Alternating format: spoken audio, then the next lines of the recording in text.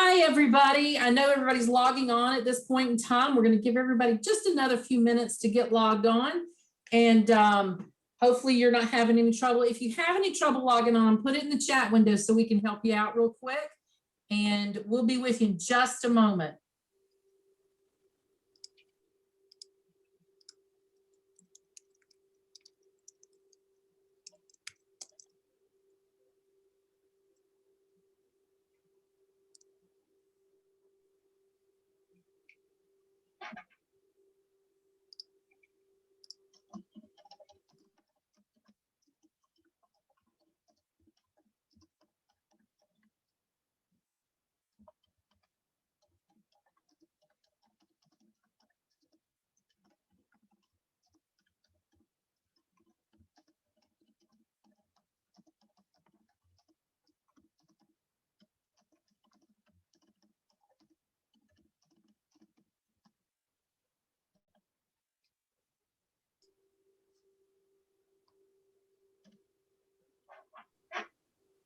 My unmute button's a little touchy today. It doesn't want to unmute. Great to have everybody with us this afternoon. Glad you could be with us. We're excited to be able to bring you the summit. I'm going to turn it over to initially for Lisa Call to make some announcements, and then we'll take it away. Go ahead, Lisa. Thanks, Angela. We appreciate you all joining us this afternoon for our second in a series of 7 leadership seminars this week in conjunction with the Association of Talent Development here in the Midlands. We appreciate their support. Please let us know if you need anything, put anything, questions or what have you in the chat box. If you are having issues with your computer, make sure that you check your speakers, make sure that your sound is up, and we are going to get to questions towards the end of the session. So Angela, I'll turn it back over to you. Great, thank you. And on behalf of ATD, let us throw in our thanks for you guys joining us. We are so excited to be able to present some great speakers to you this week. Again, along with Lisa, I want to remind you, questions will come after the end of the presentation. Feel free to go ahead if you have questions to type them into the chat box, or you can ask questions and put them in the chat box at the end, and Jennifer will be able to talk to you directly at that point in time. We're excited to have with us today Jennifer Sutherland. She is a senior director of the training and development team at Kelly Connect, and she is a seasoned training professional with more than 15 years of experience. She has sales experience. She is active in the learning and development industry. And we are just very, very excited to have Jennifer present to us today. So Jennifer, would you like to say anything before we get started? Looking forward to talking to everybody. As it says in the chat, please go ahead and type in any questions at any given time in the chat. If it's something quick, I can type it right in the moment. Otherwise, we can talk after the video. Looking forward to it. Excellent. Wonderful. All right. Well, with no further ado, let's go ahead and get started.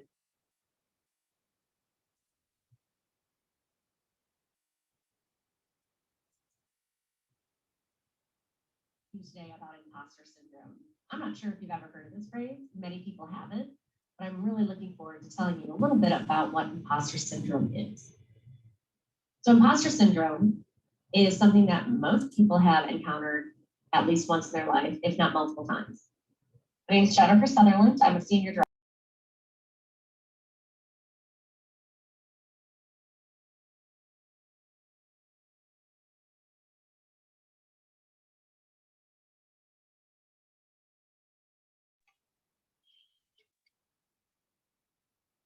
Hey guys, the video stopped.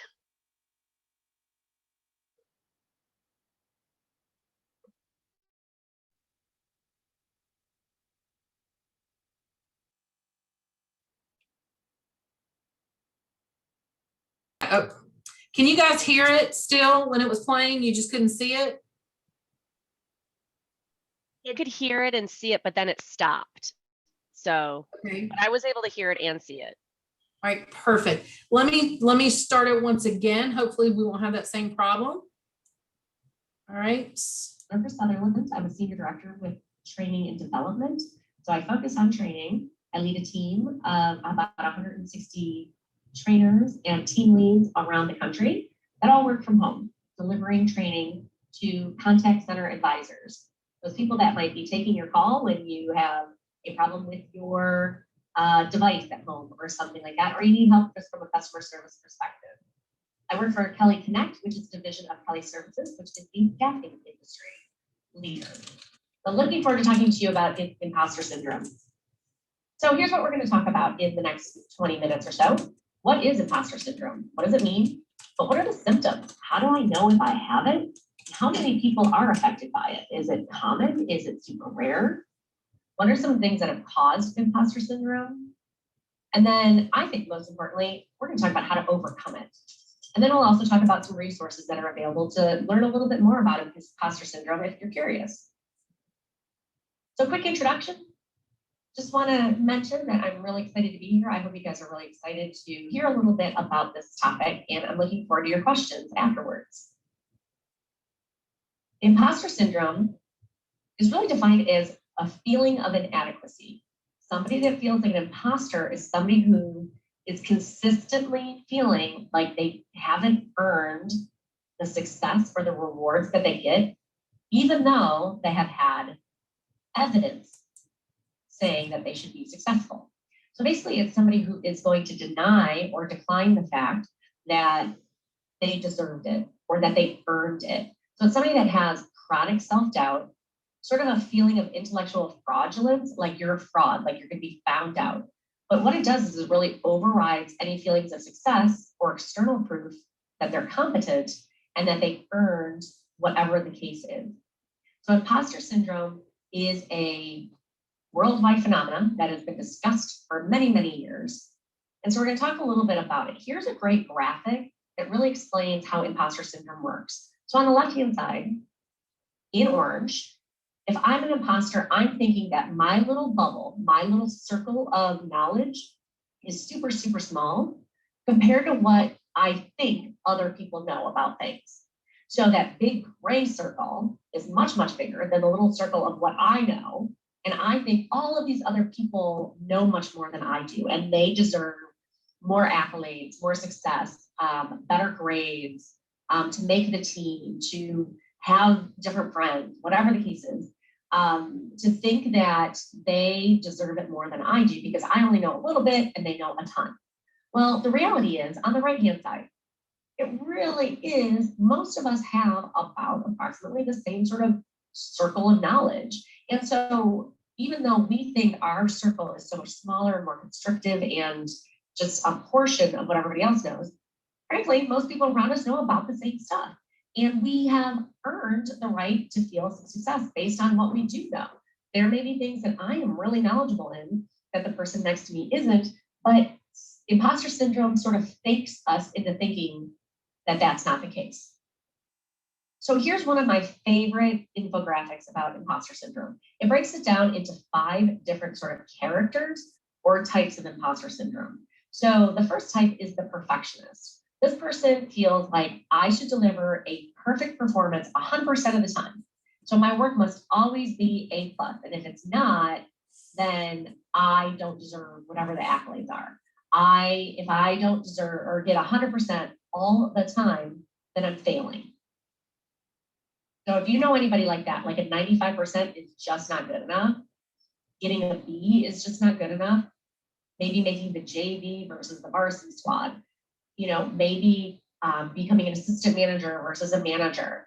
The perfectionist thinks if I'm not getting everything, then I'm not good enough. The second type is the expert. So the expert is somebody who thinks to themselves, if I were really smart, I'd already know everything I need to know about whatever this is. So this is a person who feels like they are failing because maybe they don't know how to change a tire. And they just assume, I'm really smart. I should already know how to do this. I shouldn't need to ask for help. I shouldn't get stuck on this. I should make sure that, I already know everything I need to know. Well, none of us know everything we need to know. We always need help. We always need to learn more. We need to to do research. We need more knowledge. And so the expert, though, puts this like false responsibility on themselves that says, I already should know everything I need to know.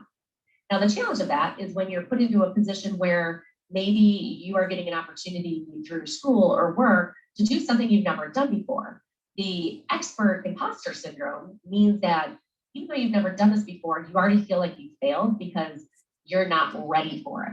Well, the fact is you're not ready for it doesn't mean you're failing. It just means you're not ready. It means that you're going to have to learn as you go. You might have to ask questions. You might need to seek out help from other people. It might take you a little bit longer to do whatever it is. But that doesn't mean you're failing. But imposter syndrome will give you that impression if you're the expert.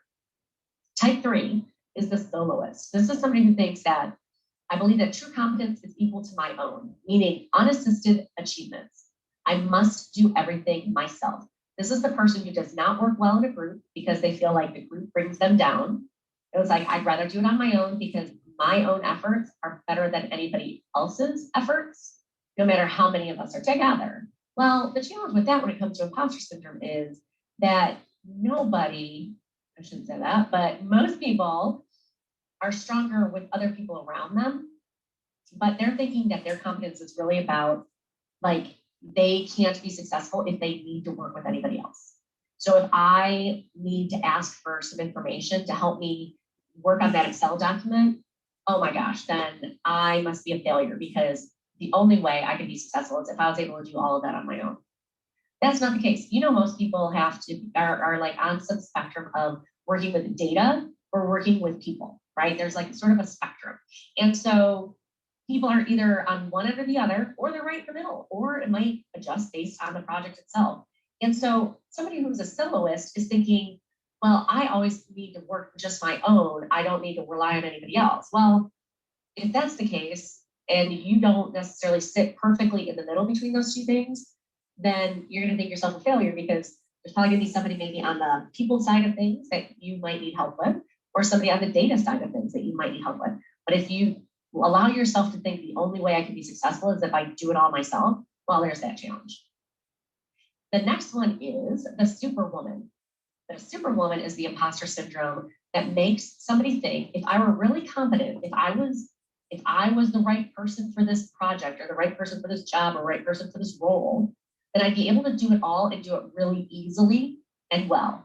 Meaning if there's even a mild failure or a blip or a mistake is made, this person thinks that they're a failure because they think, well, if somebody gave me this job or this thing to do and I make any sort of error, or if it's a challenge for me, it's not super easy, it doesn't come to me naturally, then I don't deserve to do this. I'm not good at this. I'm an imposter. I'm a fraud. The next one is the great mind.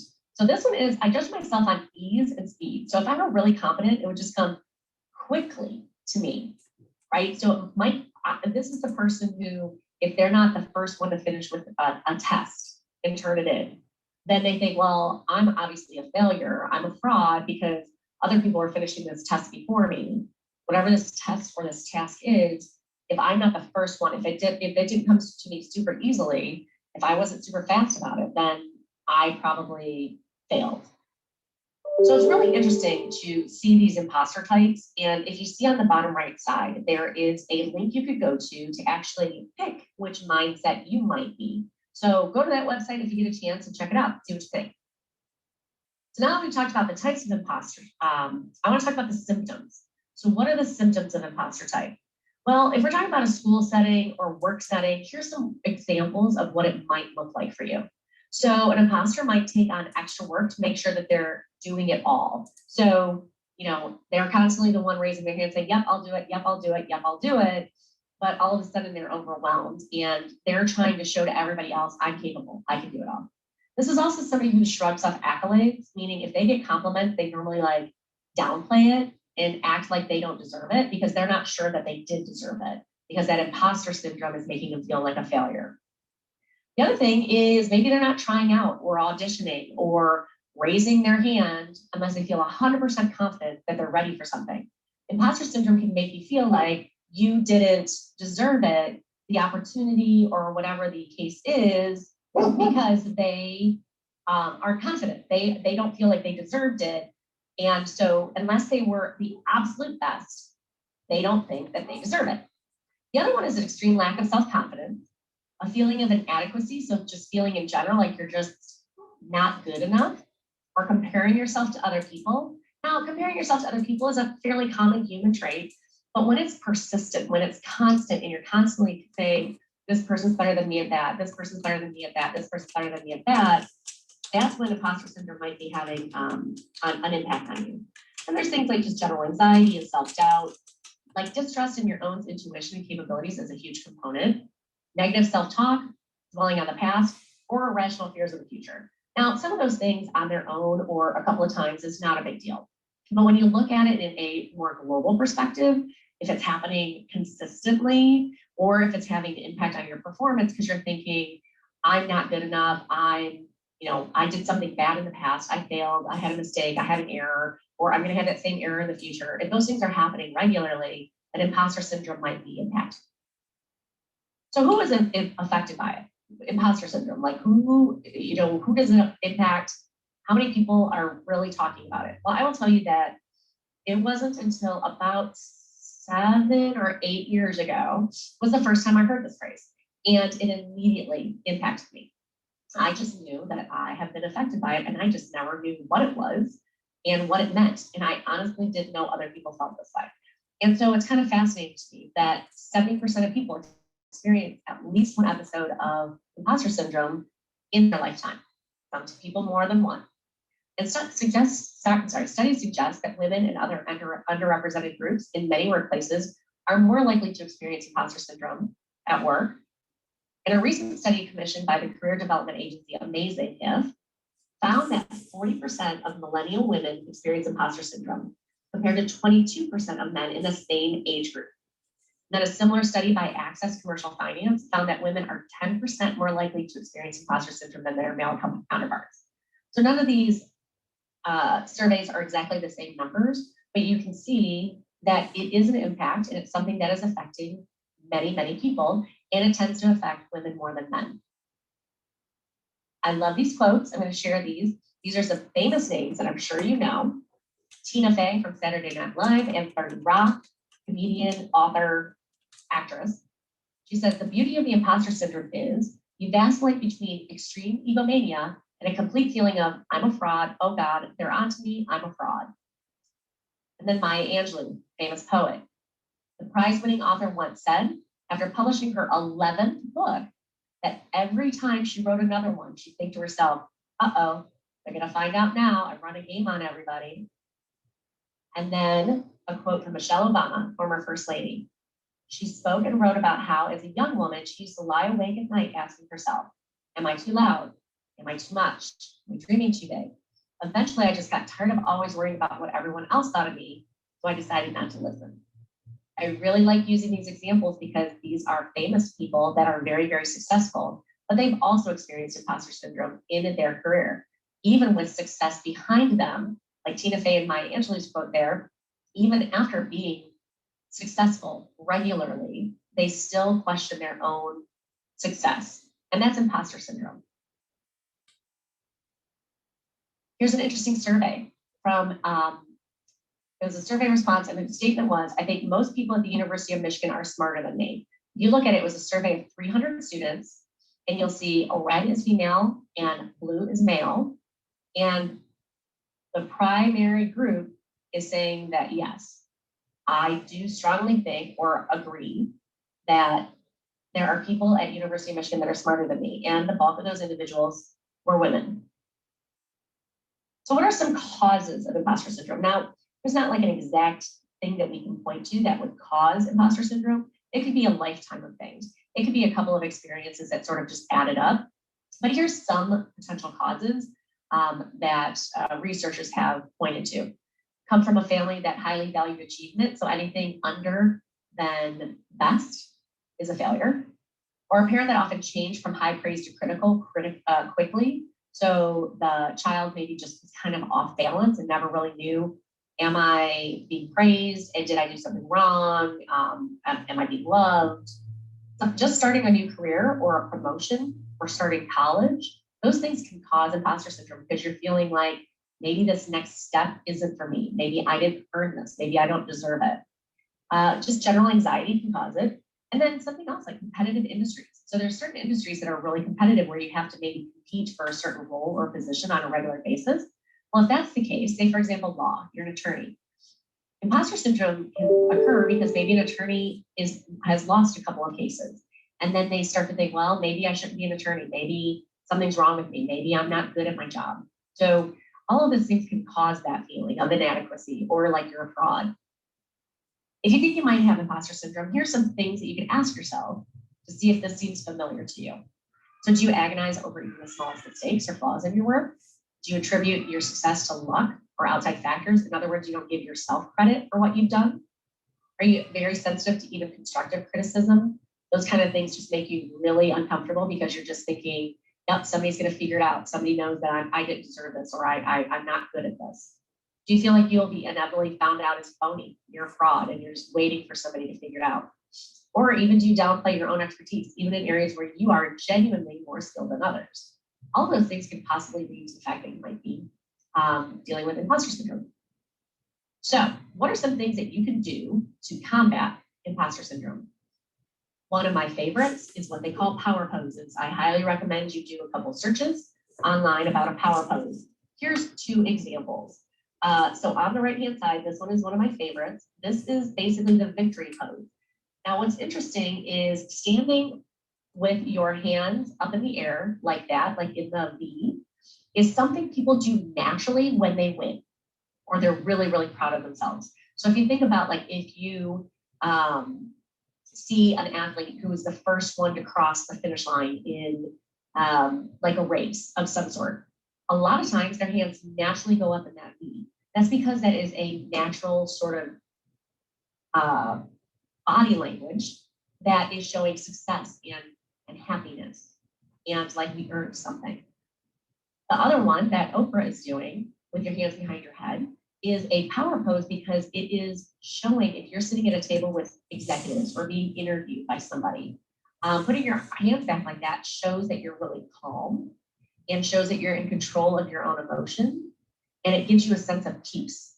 Now, what's interesting about these ideas of power poses is that if you do a power pose for 2 minutes before a difficult situation, whether it's an audition, some tryouts, and an interview, a big presentation, if you do a power pose for 2 minutes beforehand, your body physiology actually will change.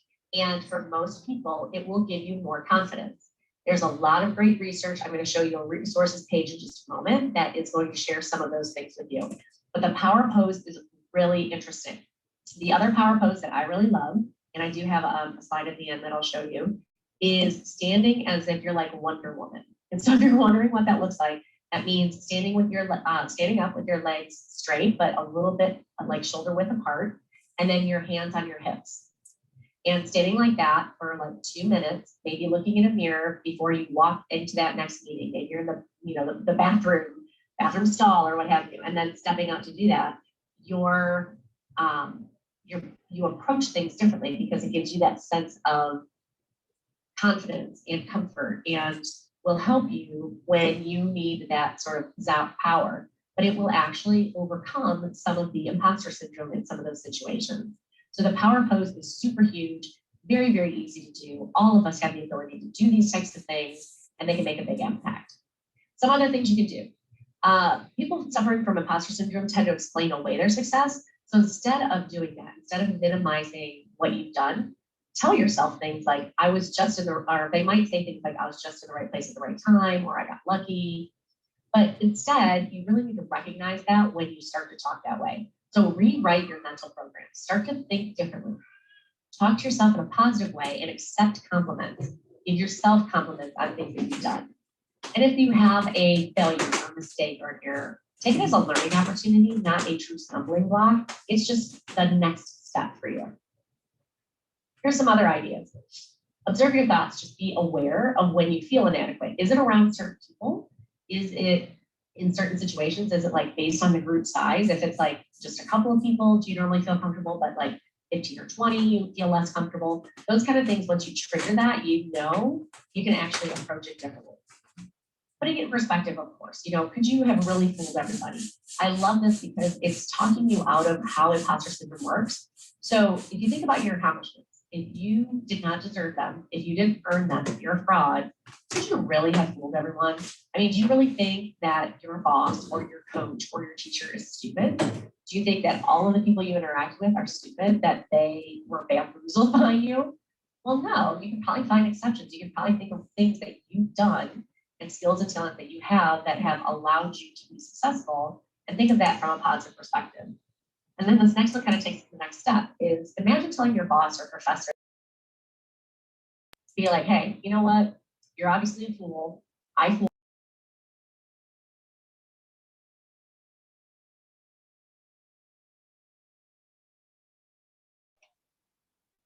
Hey, Angela, it stopped. You muted yourself. I think you muted the audio.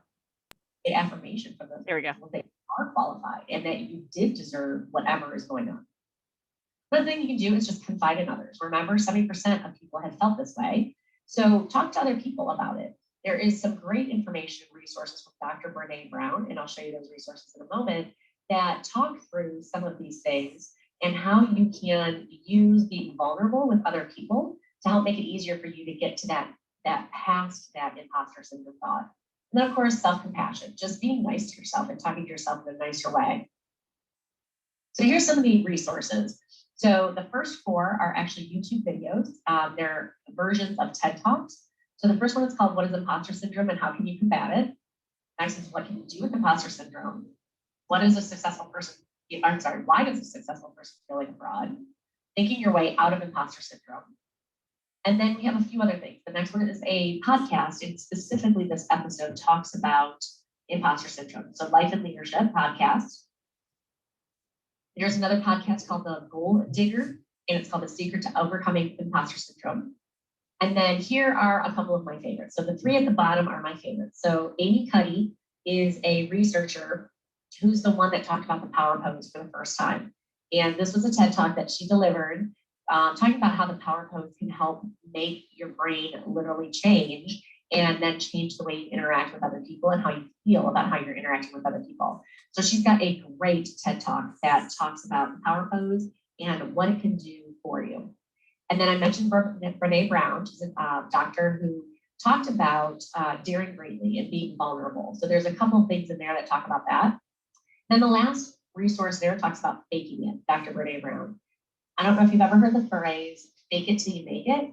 Well, there's some truth in that when it comes to imposter syndrome. So if you're feeling like an imposter, the fake it till you make it allows you to sort of get past it, even if you're not believing it, but so other people can see that success and then you start to actually believe that success. So it's a really sort of an interesting approach towards the idea of getting past imposter syndrome.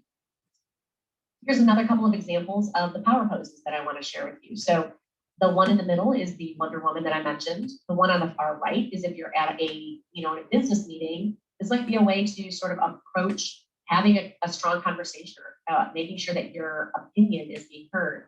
The one on the far left is also a power pose, but only in a way that tells you that this person is very relaxed and not feeling super anxious. So which can give you power depending on whether you're negotiating for something or, think about if you were going to buy a car and you were sitting like that and the salesperson was sitting across from you. They'd be like, oh, this person doesn't seem really interested in buying this car. Maybe I need to step up my game. That can give you power in a different way. Thank you so much for this opportunity to talk with each of you, and I look forward to the questions at the end of our session today. All right. Today about imposter Oh, syndrome. hold I'm not on. sure if you've ever heard it. There we go. Let's do it all over again. All right. So does anybody have questions for Jennifer? What an interesting presentation. So I'm looking forward to seeing what your questions are, guys. Yep, I've got my chat window open, ready to go. You can use that, or if you want to come off mute if you want to chat. I'd love to hear some of your questions. Maybe you've experienced this and you had no idea what it was called, and you want to talk about it a little bit more.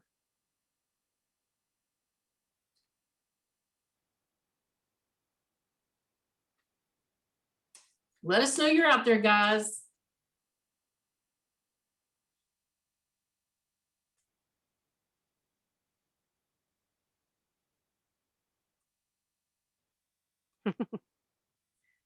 Exactly. I So have to agree. I didn't know that it was a thing either. But it's interesting because I see myself in a lot of it too. that's the thing. It's like we didn't know that there was a name to it and that other people had the same experience, but we've all felt it at some point. We just didn't know that other people felt the same way at some point. So it's kind of fascinating. And the fact that there's a terminology for it and it's, it's something that we have to learn to overcome. And it's all very internal in order to get over it, right? You can't just, wish it to be true. It's interesting. Well, good. So That's my awesome. Waukesha, thank you. Yeah, saw myself in several of the examples. Definitely. I know myself, it was really eye-opening for me. Like I said, it was 7 or 8 years ago when I first heard the term and I went, oh, that makes sense. How selfish of me to think that maybe nobody else has ever felt this way, but to have like an understanding of it and being able to read articles about it. It's one of my favorite topics that I cover. I do a lot of leadership training, and this one comes up all the time. And if you think about it, if you that are 10th graders, right? You're in school, 10th grade. I am 47 years old and I'm still dealing with it, right? So it's not something that I think is something, just a teenager is going to go through, somebody in school, somebody with, sports or like in a club of some sort, band or drama or whatever. It's something that is pervasive and will probably be encountered more than once in your lifetime. And if I can give you that little bit of skill set to help you understand that it's a thing, understand you're not the only one, and to learn how to address it. I mean, that's all I could possibly ask for here. So, all I right, feel what like other it might questions be do you guys kind of like have? yeah, I feel like it might be kind of like an onion. Every time we come across a new example or a new situation, we're gonna have to peel that off a little bit and reapply the skills that you've taught us here. Absolutely. And over my career, I've gotten better at it and probably better at recognizing it earlier, but I still encounter it. I mean, I was just promoted in August. I have the same job. I just have a better title and more money, frankly, but it's the same job. And even then, I mean, knowing I'm great at my job, which I am, and I'm very confident in that, I still had a little bit of this imposter syndrome like, why did my boss promote me? Like, did I do anything to deserve it? Like, I'm just doing my job. It still happens even at my level of my career. And it's very interesting. All right. Anybody else out there? Any of the teachers, maybe if you have anything that you'd like to add, maybe mention if you've ever encountered imposter syndrome, or any students, if you have questions for me.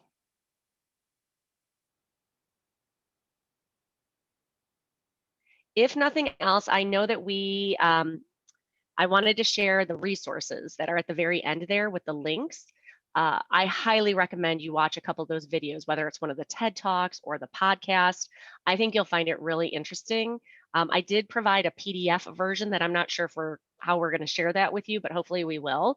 And those will be all clickable links. But I think looking up Brene Brown would be great, and Amy Cuddy are two of the sort of premier individuals talking about these topics. So I really wish that you get an opportunity to do that.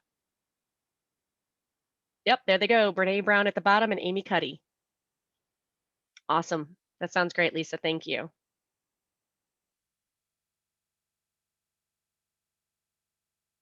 That's a great question. So are there any good ways that anyone can just sort of look and see if somebody is dealing with this if you're working in a team? That is a great, great question. So if you think about some of the questions I had in that, there was one slide that had like 5 questions across the top. There's not like a quick way. It's like you can't look at somebody really easily and be like, hey, that person has it. But what you might be able to do, yep, this one right here, Angela, thank you. So if you're talking to somebody and you're starting to recognize that they're like pointing out like their flaws or mistakes all the time, they're constantly pointing out their own mistakes, or if you're giving them a compliment and saying, hey, you did a great job on that, and they're giving you all the other reasons why that thing happened, but not taking credit for it. So, well, it was a team effort, or this happened, or that was good luck, or I happened to be in the right place at the right time. A lot of that can have to do with imposter syndrome. So, if they are, if they just kind of like don't take the compliments very well, and I will tell you, I've been involved in this organization and it's through Google, but it's talking about I am remarkable. And it's how women typically try to shy away from taking compliments and are really not great about being bold about their own accomplishments and stating why they're good at something and what they're proud of about themselves and their successes. And so a lot of times women will brush off compliments about their accomplishments because it makes them uncomfortable because they feel like they didn't deserve it or they didn't own it. And that has to do with some of the imposter syndrome. So it's not like there's a quick, easy way, but you can start to get these little pieces of the puzzle, almost like little clues to indicate somebody might be feeling like that. Like they might not feel like they deserve the accolades or they might not deserve to be on that team. So if I'm thinking about like a group project, right? So if you're in class and you have a group project and there's 6 of you working together, if there's that one person that's constantly sort of like brushing off, any compliments that you give, like if you tell them, hey, that was a really great idea that you came up with. I love that idea. I think we should go with that. And then they come up with all sorts of reasons why instead of just saying thank you. But they're like, well, I don't know. I was just building off of your idea and I didn't really know if anybody would like it. If they kind of react that way is a good indicator that they might be going through imposter syndrome. And the best thing you can do at that point, if that's the case, is to help them see their own accomplishments and their own successes and let them take ownership of it by saying, hey, no, person A, I really think that that was a great contribution that you just offered. And that meant a lot to our team as we move forward. So thank you for providing that. It wasn't anybody else's idea. It was your idea and it's going to help us. So you can start to help build that confidence for that person to get over it. It's that fake it till you make it. So you might need to help them fake it until they start to understand that they deserve it. So that's a great question. Any other questions for me?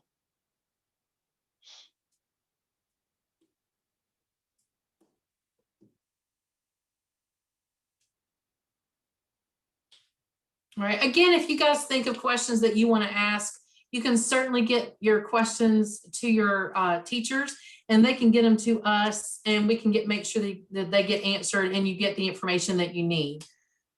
Absolutely. Jennifer, excellent presentation. Thank you so very much. I'm going to go back to the slide as we close out here with the resources. Yep. Even though I know we're going to send that out, we'll just close it out with this up on the screen. Sounds good. Thanks everybody for your time this afternoon. I hope it helped a few of you, or at least let you know that you might not be the only one out there dealing with this. And feel free to reach out with any questions. If any of the teachers or anything is on LinkedIn, feel free to connect with me on LinkedIn if you're interested. And to those of you that are students, good luck. I'm looking forward to hearing about your future successes. Thank you, everybody. Thanks, everyone. Jennifer, thank you. This was fantastic.